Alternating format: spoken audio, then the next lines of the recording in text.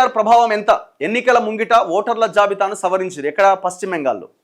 ఇది పెద్ద చర్చకు దారితీస్తున్నది. మమతా బెనర్జీ కూడా నేను ఓడిపోవడానికి ప్రధానమైన కారణం ఎలక్షన్ కమిషనే, 90 లక్షల ఓటు తొలగించారు అక్కడ. బీజేపీ అంటది వీళ్ళంతా అక్రమ చొరబాటుదారులు, వాళ్ళని అందుకే తీసేసినాం అంటది.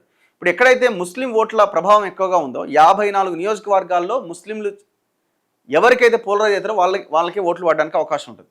ఇక్కడ బీజేపీ కొంత ముస్లిం ఓట్లని చీల్చగలిగేటువంటి ప్రక్రియను అక్కడ చేపట్టిందనే ఇది ఉన్నది. వాళ్ళ ప్రచారం కూడా అట్లనే జరిగింది. అట్లా 54 నియోజకవర్గాల్లో మెజారిటీ 2021 ఎలక్షన్స్లో మమతా బెనర్జీకి దాదాపు 52 నియోజకవర్గాలు గెలిచిందామె.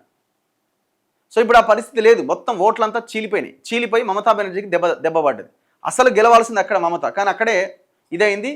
అక్కడ ఈ ఎస్ఐఆర్లో భాగంగా పెద్ద ఎత్తున ఓట్లను తొలగించారట. ఒక్కొక్క దగ్గర 4.5 లక్షల ఓట్లు ఉన్న దగ్గర కూడా 2.5 లక్షలకు చేరిపోయిందట నెంబర్. ఎస్ఐఆర్ ప్రభావం ఎంత? ఎన్నికల ముంగిట ఓటర్ల జాబితా సవరణ. తమ మద్దతు వర్గమైన ముస్లిం ఓట్ల తొలగింపునకే చేపట్టారు అని తృణమూల ఆరోపణ.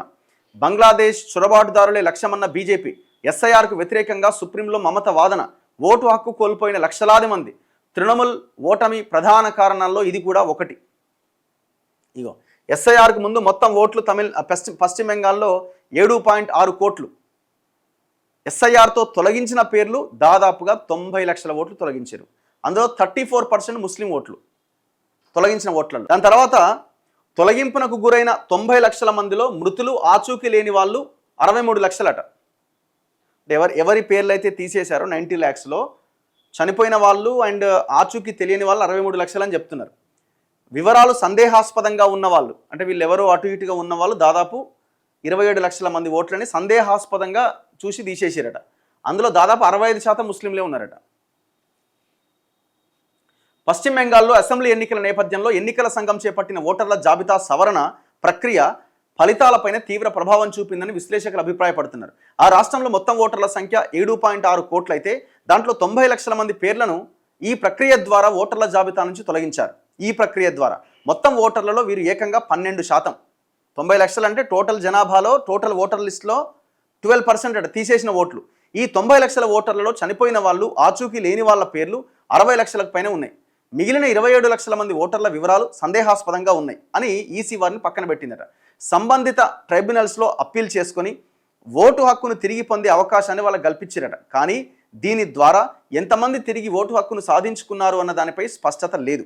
ఓటర్ల జాబితా నుంచి అక్రమ బంగ్లాదేశీ వలసదారులను తొలగించడమే లక్ష్యంగా ఎస్ఐఆర్ చేపట్టినట్లు ప్రధాని మోదీ దగ్గర నుంచి పలువురు బీజేపీ నేతలు చెబుతున్నారు. అయితే బయటకలా చెప్పినప్పటికీ తమ పార్టీకి బలమైన మద్దతుదారులైన ముస్లిం ఓటర్లను తొలగించడమే లక్ష్యంగా ఎస్ఐఆర్ నిర్వహిస్తున్నారంటూ తృణమూల్ కాంగ్రెస్ నేతలు ఆరోపించారు. ఈ వివాదం పెరిగిపోయి సుప్రీంకోర్టును చేరింది. అయితే ఎస్ఐఆర్ను అడ్డుకోవడానికి నిరాకరించిన సుప్రీంకోర్టు ఓట్లు కోల్పోయిన వారికి ఓటు హక్కు పునరుద్ధరణ దిశగా చర్యలు తీసుకోవాలంటూ ఎన్నికల సంఘానికి కొన్ని సూచన చేసింది. అయినప్పటికీ పోలింగ్ నాటికి లక్షలాది మంది ఓట్లు గల్లంతయ్యాయన్న వార్తలు వెలువడ్డాయి. ఈసీ అభ్యంతరాలతో ఓటు హక్కు గందరగోళంలో పడ్డ 27 లక్షల మందిలో 65% మంది ముస్లింలే అట.